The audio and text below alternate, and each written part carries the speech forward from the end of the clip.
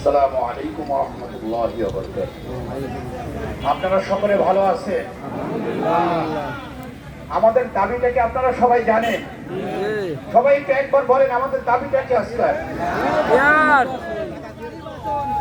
আমরা এই দাবিটা শুধু আমাদের দাবি না, শুধু ইসলামের আন্দোলনের দাবি নয়, এটা আমার ধারণা, আমি যতটুকু বুঝি, এটা আমার মনে হয় বাংলাদেশের প্রত্যেকটা জনগণের একটাই দাবি।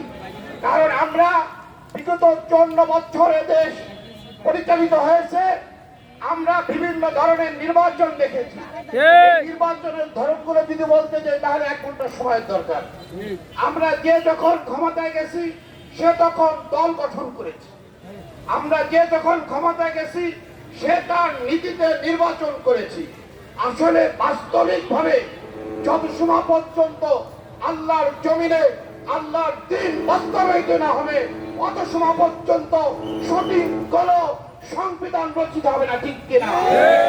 আমরা একটাই দাবি করতে চাই, সেটা হল আসুন আল্লাহর জমিনে আল্লাহর দ্বীন প্রতিষ্ঠিত করার জন্য যেই যেই সংস্কারগুলো প্রয়োজন, তার ভিতর জাতীয় নির্বাচন আগে প্রয়োজন।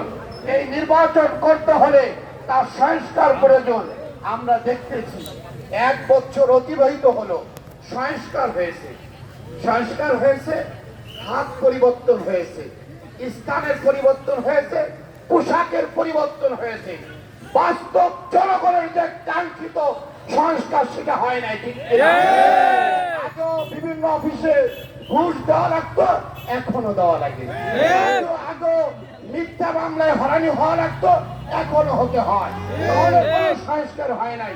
আসুন আমরা গোপালগঞ্জ জেলাবাসী শুধু না, সারা বাংলাদেশে ইসলামী আন্দোলন নয়, প্রত্যেকটা জনগণের পক্ষ থেকে একটাই আওয়াজ, একটাই দাবি, একটাই সংস্কার, পেয়ার পদ্ধতিতে জাতীয় সুষ্ঠু নির্বাচনের দাবি। আল্লাহ আমাদের সকলকে কবুল করুন, আমিন। ধন্যবাদ।